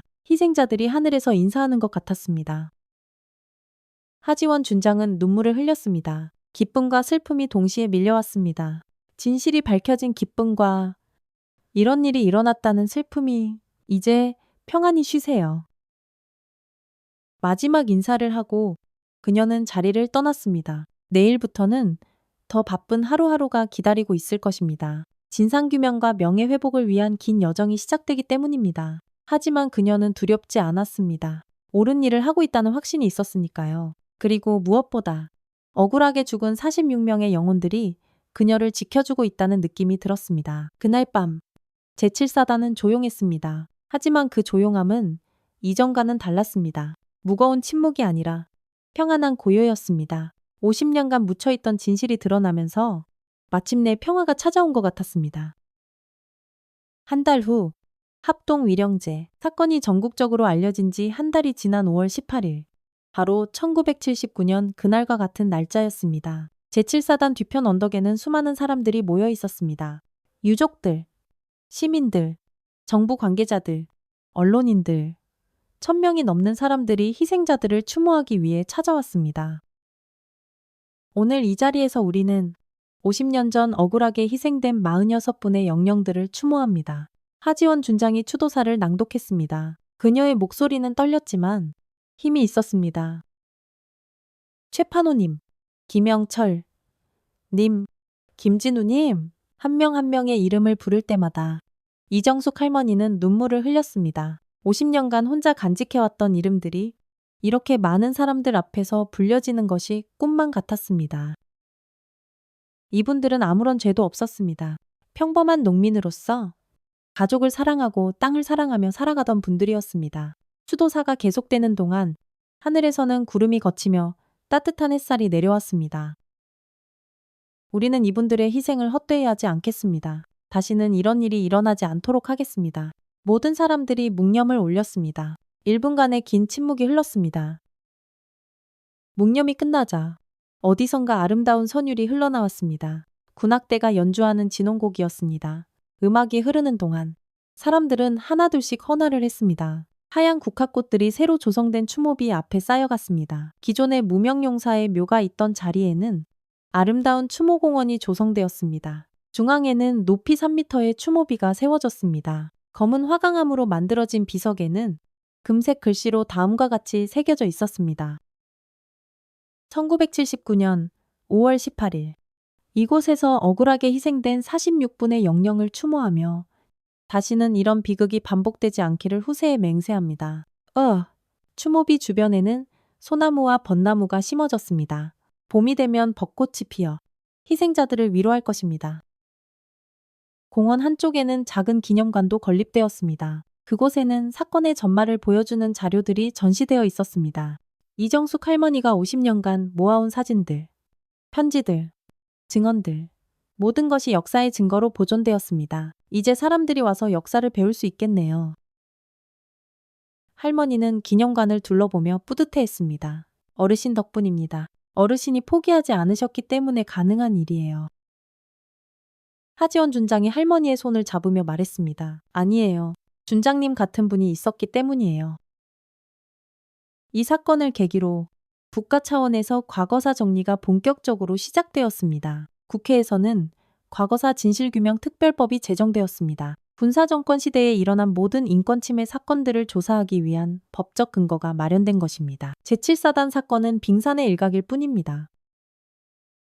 진실화해 위원회 위원장이 기자회견에서 말했습니다. 전국적으로 비슷한 사건들이 더 있을 것으로 추정됩니다. 모든 진실을 밝혀내겠습니다. 실제로 전국 각지에서 유사한 제보들이 계속 들어왔습니다. 우리 마을에서도 그런 일이 있었다. 우리 아버지도 그때 행방불명됐다. 나도 그 현장을 목격했다.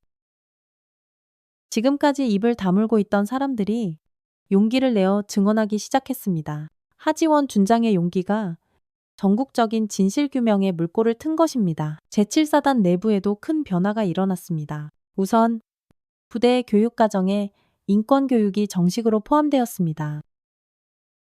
우리 군은 국민을 지키는 군이어야 합니다. 하지원 준장이 신병 교육 시간에 직접 강의했습니다. 과거의 잘못을 되풀이해서는 안 됩니다. 여러분은 국민의 생명과 안전을 지키는 신성한 임무를 맡고 있습니다. 신병들은 진지한 표정으로 들었습니다. 이들에게는 제7사단의 과거사가 생생한 교훈이 되었습니다.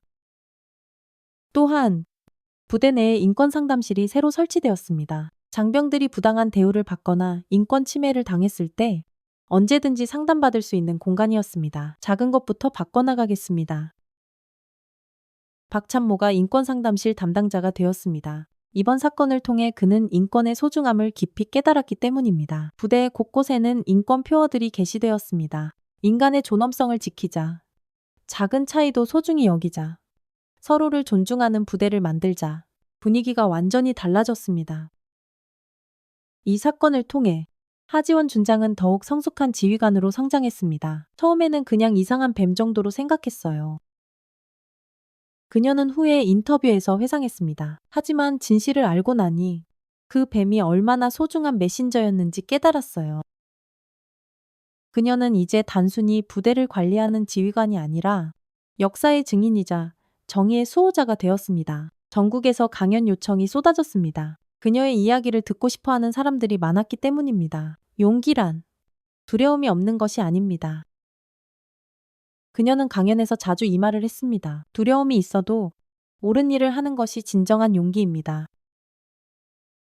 50년간 한을 품고 살았던 이정숙 할머니는 이제 평안을 찾았습니다. 이제 마음이 편해졌어요.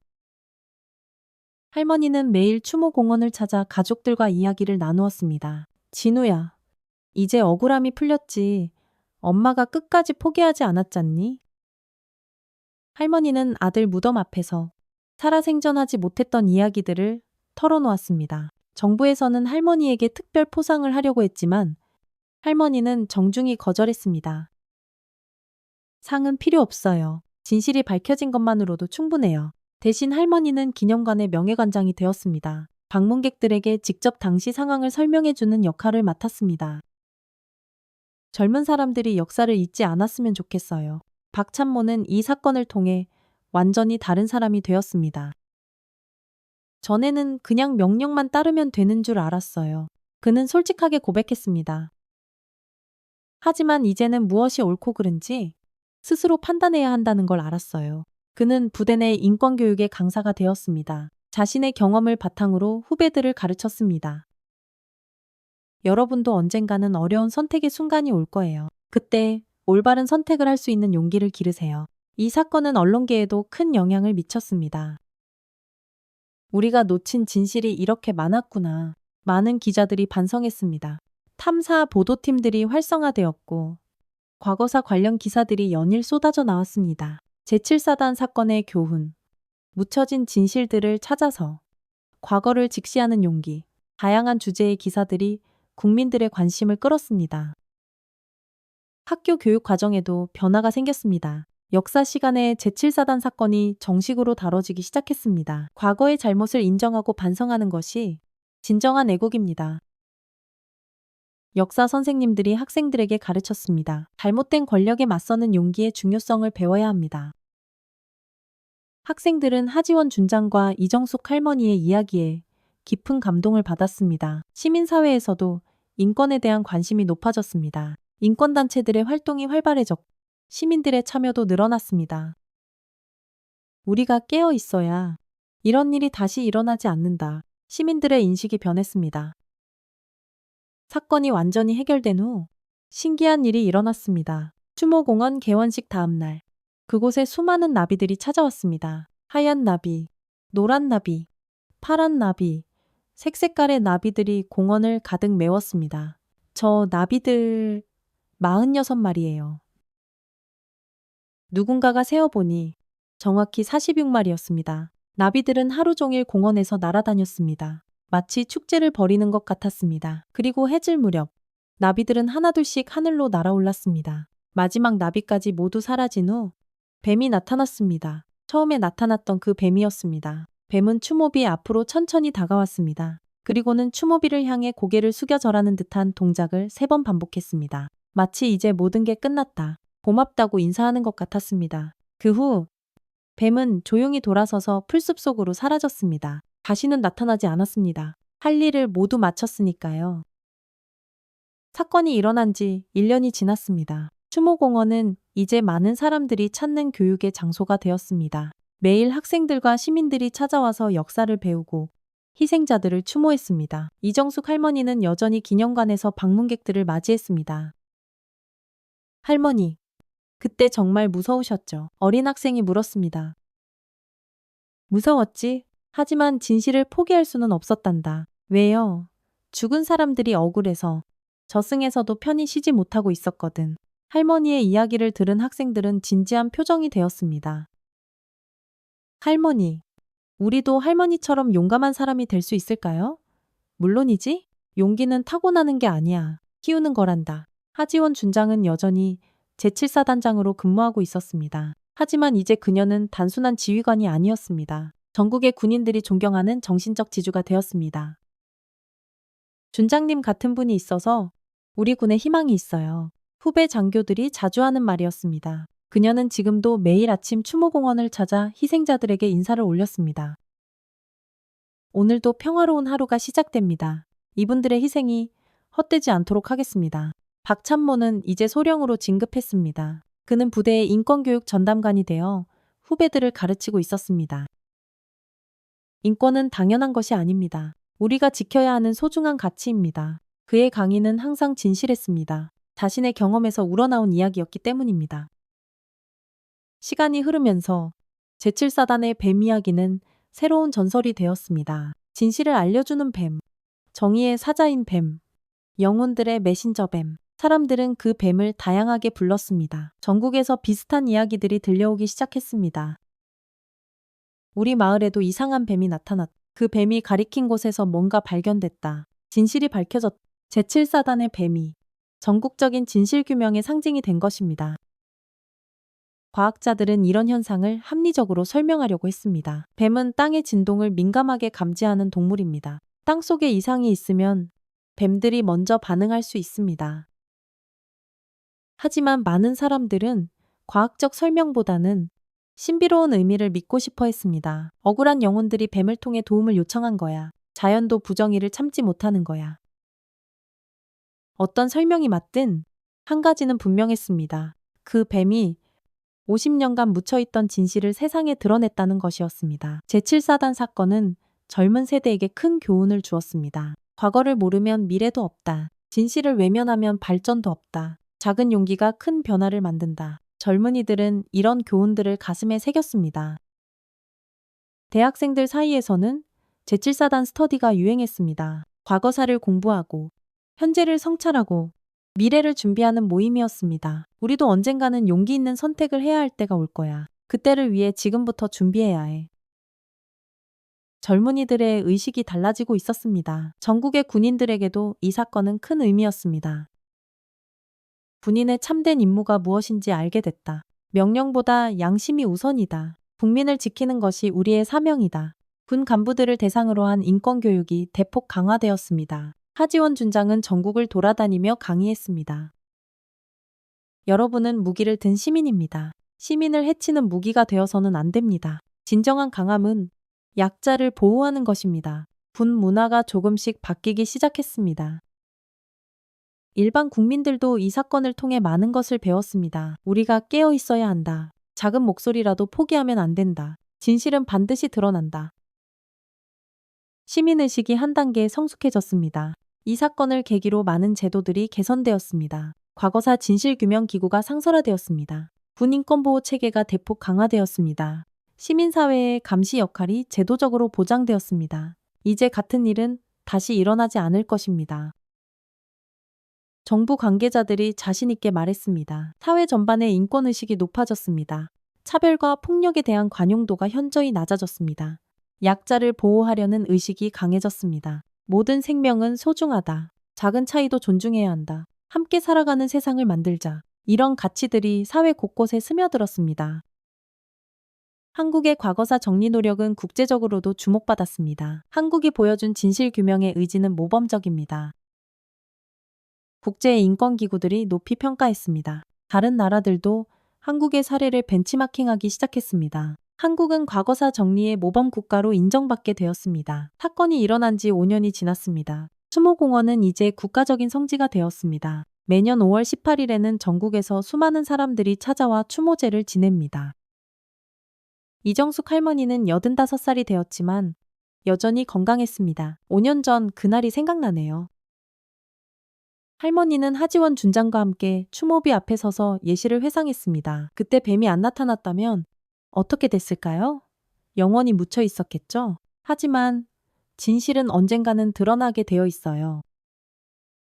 하지원 준장은 이제 장군으로 진급했습니다. 하지만 여전히 제7사단을 떠나지 않고 있었습니다. 이곳이 제게는 특별한 곳이에요. 여기서 진정한 군인이 무엇인지 배웠거든요.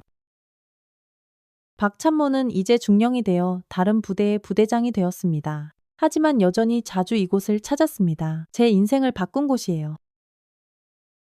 오후 4시, 하늘에서 구름이 걷히며 따뜻한 햇살이 내려왔습니다. 바로 그때 멀리서 나비 한 마리가 날아왔습니다. 하얀 나비였습니다. 나비는 추모비 주변을 한 바퀴 돌더니 세 사람 앞에서 잠시 머물렀습니다. 마치 인사하는 것 같았습니다. 그리고는 하늘 높이 날아올라 사라졌습니다. 아직도 저희를 지켜보고 계시는 것 같아요.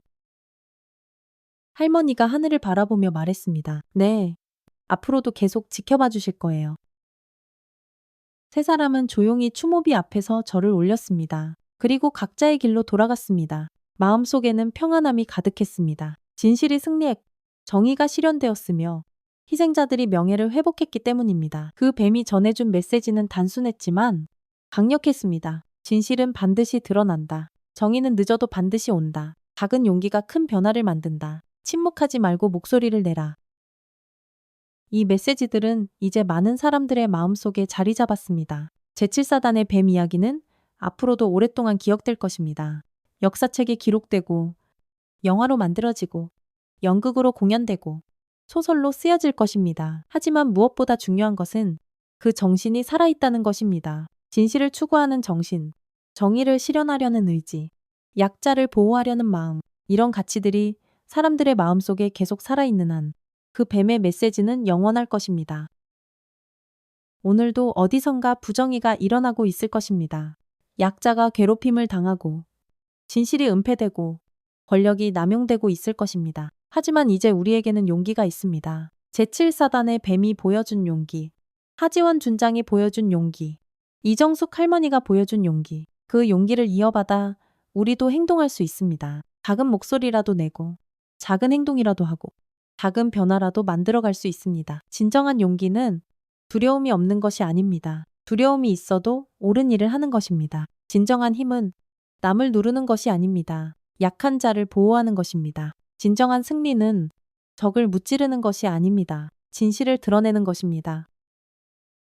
이것이 바로 제7사단의 뱀이 우리에게 전해준 영원한 교훈입니다. 군부대 뒤편 무덤에서 기어나온 뱀 한 마리가 알려준 50년 전의 진실. 그 진실은 이제 영원히 역사 속에 기록되어 후세에 전해질 것입니다. 진실은 묻힐 수 없고 정의는 늦어도 반드시 온다는 것을, 그리고 작은 용기 하나가 세상을 바꿀 수 있다는 것을 보여준 감동적인 이야기였습니다. 이렇게 해서 군부대 뒤편 무덤에서 기어나온 뱀 한 마리가 알려준 50년 전 숨겨진 진실 이야기가 끝났습니다. 한 마리의 작은 뱀이 전해준 메시지가 이렇게 큰 변화를 가져올 줄 누가 알았겠습니까? 이정숙 할머니의 50년간 포기하지 않은 기다림, 하지원 준장의 용기 있는 선택, 그리고 박찬모의 진실한 각성, 이 모든 것들이 모여서 묻혀있던 진실을 세상에 드러낼 수 있었습니다.